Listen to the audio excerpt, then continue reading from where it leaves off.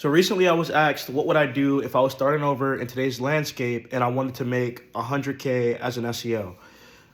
This is a loaded, this is going to have a loaded answer because this is a super broad question. If I was starting over today as an SEO, there's a couple of things that I would do. First, I would want to define how do I want to make this money. So if I want to make this money by only working a job, then I would heavily focus on understanding SEO in its entirety, on page, off page, and link building, on page, off page, and technical. So I would fully understand that. The next thing that I would do is learn how to manage people and how to manage a team, because that's very important. And then I would go for a director level position or VP level position. If I only wanted to do this with a job, right? On top of that, if I wanted my salary to not be capped, I would negotiate in that director level position that I make a commission every single time I'm able to upsell a client on something from our agency. So for example, if a client, if the engagement that we have with a client right now is solely based upon technical SEO, then I would try to figure out ways that I can upsell them on link building. And if I was able to do that, I would want to be paid for that. Part of the scope paid towards me. So that's what I would do if I was trying to only do it in the way of a job. If I was trying to work a job and freelance simultaneously, I would go for a job in SEO, like an SEO specialist, preferably at an in-house company. And obviously, this depends on how many years of experience you have. If you have like 1 to 3 years of experience, then I would go in-house and try to get clients while I'm in-house. Only reason why I'm saying this is because your work-life balance in-house is going to be easier than if you were working in an agency. And so it's easier to juggle clients while working in-house.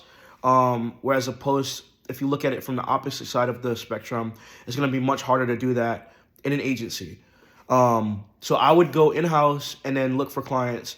The way that I would get my clients is simply by creating content on LinkedIn, personally, but it really depends on what you ultimately want to do.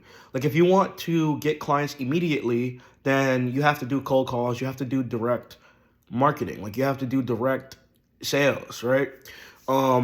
If you're okay with waiting and you want people that's going to come to you that are not going to care about, they're going to know what you offer, who you are, what you sell, so on and so forth, then I would just create content. And I wouldn't expect my content to generate me leads immediately. I would expect it to build awareness around my brand so that I can generate leads in the future.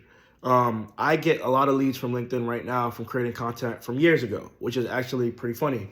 So, this is the way that I would do it if I was starting over today in today's landscape.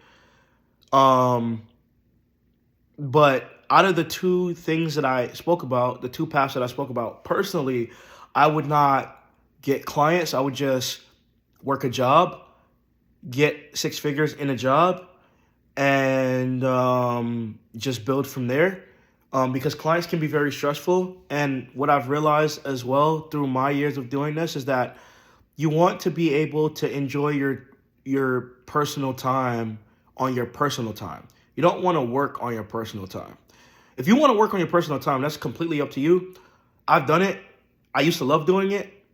I don't love doing it anymore. So I'd much rather have a job that pays me exactly what I'm looking for. And I'd rather focus on what I like to do in my personal life, whether that's building another business around something else or just watching TV, right?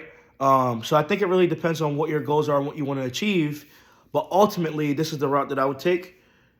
I think it's very important as well, like when you're creating your resume, that you are, like if you're trying to get these higher level positions where you're making like seven figures. You're not gonna make 7 figures in a job. If you're trying to get these higher level positions where you're making 6 figures, I would say to make sure that in your resume everything is clearly articulated in what you did, and how you were able to do it, and make sure that all like your resume shouldn't just regurgitate what your job position was. It should clearly say what actions you did to accomplish a specific goal. For example, you could say maintained, a client portfolio of $2.5 million and was able to upsell clients to bring in more revenue for the business on the SEO portion of the business, or whatever it might be, right? But I think it's very important to list out actionable, or not actionable, but things that you did that required you to take action, and as a result, benefited the company in some way, shape, or form. Because people that typically earn this much, they're not like, if you're competing against somebody like me, for example, on my resume, I'm not talking about link building strategies. I'm not talking about like, oh, I did this on page for this client. Like, I'm not talking about that. I'm talking about like strategic business objectives. Like, how was I able to help the company? I was able to restructure the organization, grow the SEO team, generate this amount of money, manage this many people, manage this many contractors, yada, yada, yada, yada, yada. Strategic business decisions. That's what you really need to be able to talk about in your resume. So I hope that this video helps. And I hope that you guys continue to keep asking me more questions so I can continue to keep making content. One thing I want to say is that I'm thinking about starting a newsletter. Like, I have a newsletter right now, but I'm thinking about like rebranding it and being a little bit more consistent with it to just show you the tips and strategies that I was able to accomplish in order to live my life, and even probably be 100% transparent about, how much I've made in total, and, just so you guys have an idea, and the path that I went down, and so on and so forth, mistakes that I made, because I made a lot of mistakes. And also things that I did that I thought was good for myself. And yeah, that's really it. So let me know if you have any questions. And the other thing I want to mention is that my course, if you are interested in taking my course, right now the price point is $500. In the new year, I will be raising the price of the course to $897. The reason why I'm raising it is because of the fact that, number one, just to be transparent, like, my course is the cheapest course on the market right now, but provides the most value. And the return on your investment in this course is extremely high. Like, if you take my course and you aim to get a job, if for a price of $800, you can go get a six-figure job, now you've just quadrupled, like, you've made way more than what you spent, right? In fact, some programs charge you like $10K for something like this. But in tandem with that, a lot of the SEO strategies in my course are strategies that you can't really find anywhere else. And so that's what makes it a little bit different.